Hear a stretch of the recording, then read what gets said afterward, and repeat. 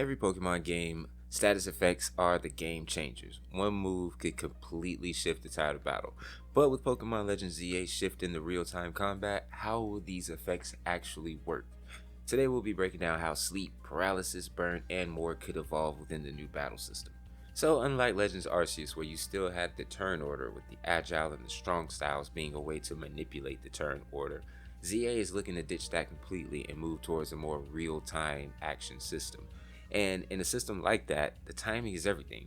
You're not just using a move anymore. You're now finding the perfect time to use the move, as well as finding the perfect time to dodge and the best place to position yourself. So with all this, status effects have to make a change like they did in Arceus. And actually looking at some of the status effects from Arceus, you can see that it seems as if they've been tooling these to actually work better for ZA. And PLA giving us the drowsy status effect as opposed to just a flat out sleep status effect, it says so much to what we're going to be getting in ZA, because now we're still going to be active in this real-time fight, albeit we're going to get some of those same effects that we probably would get from a Pokemon who has been hit with the move Yawn. You know this Pokemon is not going to be as effective in the next few turns, but yet it's still something that just sits in the back of your head. Now all of a sudden you're not only taking more damage from the moves, but there's a potential for your move to not even fire off. And if you're planning on using an attack, you see an opening and all of a sudden you can't fire off that attack due to the drowsy status effect.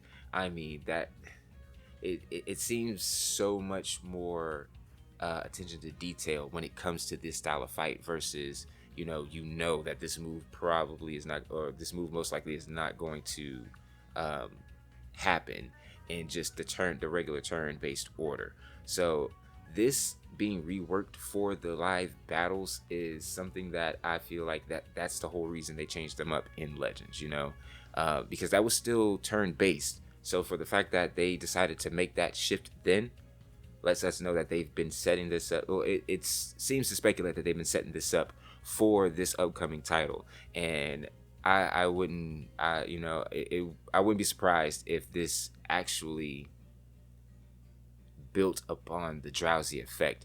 I mean, maybe there are some added effects in, maybe they rework the underlying effects of the drowsy status in total, but if they keep it how they did with the PLA format, man, this could definitely be a scary status to mess around with, especially being that you take more damage while you're drowsy. This kind of brings tanks down to a regular DPS, health pool in some situations, as well as those DPS mons turning into sheets of paper. So this is definitely one that you would have to be careful of if this was a move status that was added into this game. And honestly, the paralysis one, it just makes so much sense. I mean, we see this in a lot of live battle formats. The movement speed being slowed, that's something that I feel like it's just going to always be attached to the paralysis status effect. But them being able to showcase a different way for moves not to fire off when you're paralyzed. So I can see less dodges, of course. Obviously your Pokemon's not going to be able to cover as much ground during the fight while it's paralyzed, and just the added random chance that he's not going to be able to, well, it's not going to be able to attack. It's just, man, it feels like this is what I feel like they might have to either rework the drowsy status, because the paralysis one just it feels so well put together. Like there wouldn't be I don't really see them changing too much up with the paralysis status, but that just pushes more towards, yeah, they're gonna have to really give us something more outside of just increased damage from the drowsy effect. But man, it just seems like it's paralysis is perfect as it is. Definitely a way to check speed, definitely a way to keep more squishy Pokemon in the fight that might deal more damage. This is just, yeah, like me spending too much time on this feels like it would be for nothing.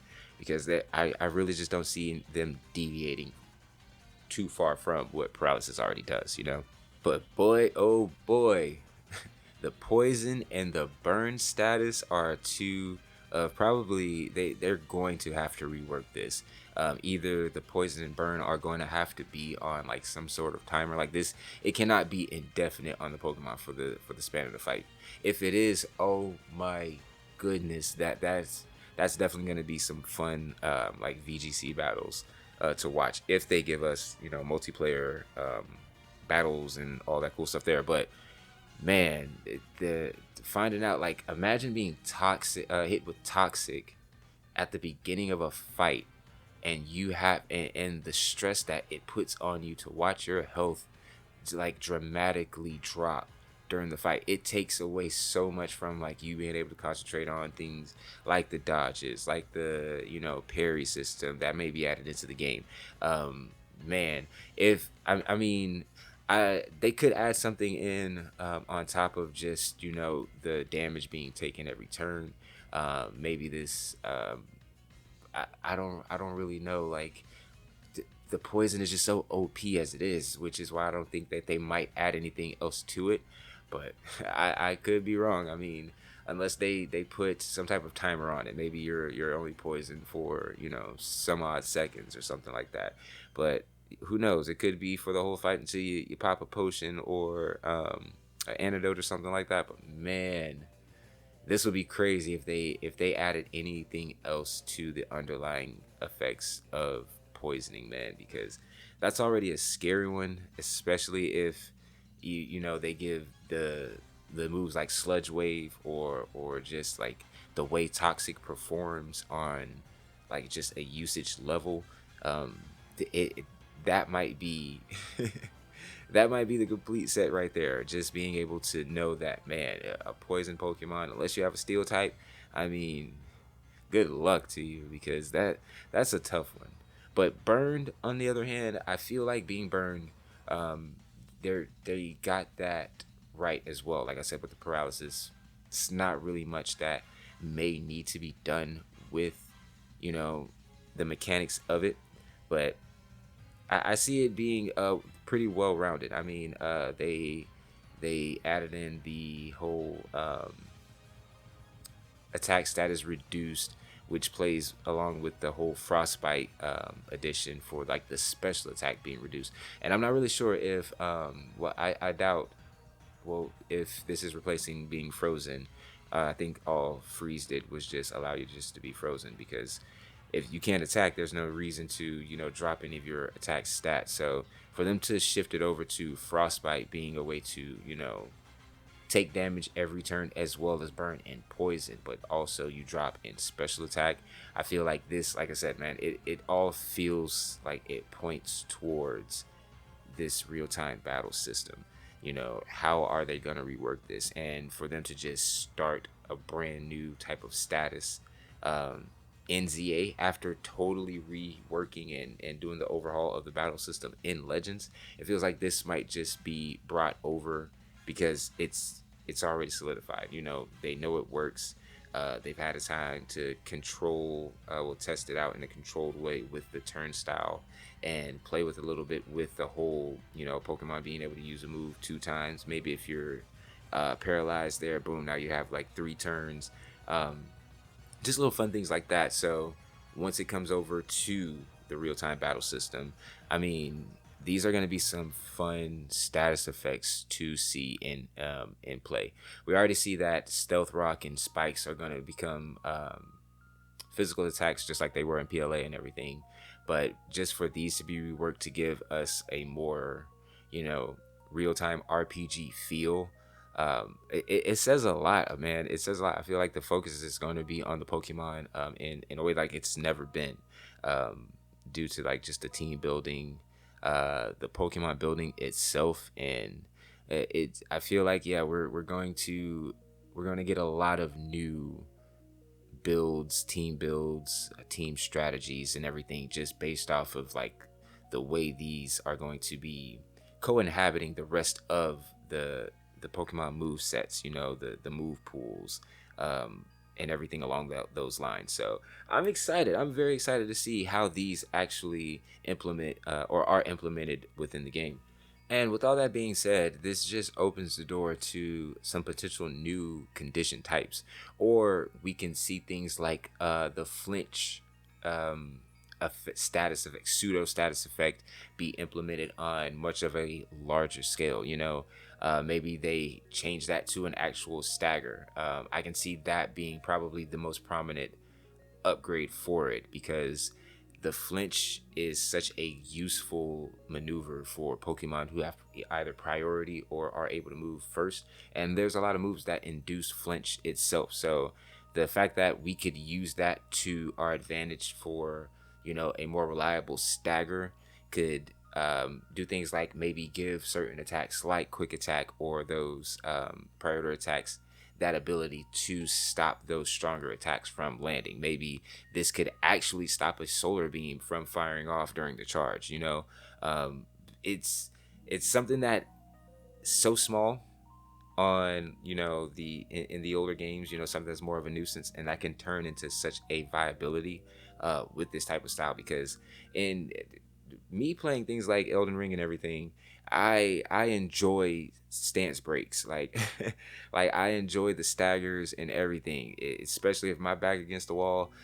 Me pulling off a clutch stagger is like, oh man, it kind of like revitalizes you. And if this is the way they're going, it feels so much like we're going to be seeing more anime style Pokemon battles. We're going to actually be able to see a battle go from a 1v2 or 1v3 to a 1v1, in ways of seeing these moves actually fired off in real time and being able to be done, um, spontaneously. These, like, the being able to actually come up with a new strategy on the fly, those are things that we can actually implement on a more fluid scale with this game. And this is what excites me the most about it. Like, these are all theories. Like, some of this I hope is going to be implemented into the game, but for the most part, this is, like I said, this is what I see when I take a step back from playing the games, and I take a step back from, the videos and everything like that, and I actually look at what it is that they could be trying to achieve. And if not, then I feel like they may have dropped the ball. They missed their mark with it, because a lot of this stuff, if I can think of it, I feel like they can think of it. So this is just my tips on what I feel like some of those moves would be. It would be fun to see something like overheat actually play a more prominent role in the Pokemon status. Like, maybe using the move overheat um, prevents, raises his or lessens his resistance to water. Maybe he might take, instead of 2x damage to a water attack from a fire type, maybe now it's 4x because he has the overheat status. Like, these new little additions could be added into the game, for one, to give players new ways to attack, new ways to set up moves, new ways to find openings within um, the game itself, within the battle style itself. uh, I don't know. Maybe we get some type of disorient type of status effect, because now, hey, what would it be if we were able to throw off their aiming or their timing or something like that, for a Pokemon during the fight?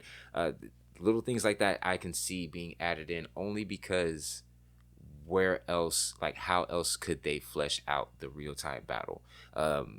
Will it just be simple as us just being able to maneuver the Pokemon, and the attack just seems to miss or whiff?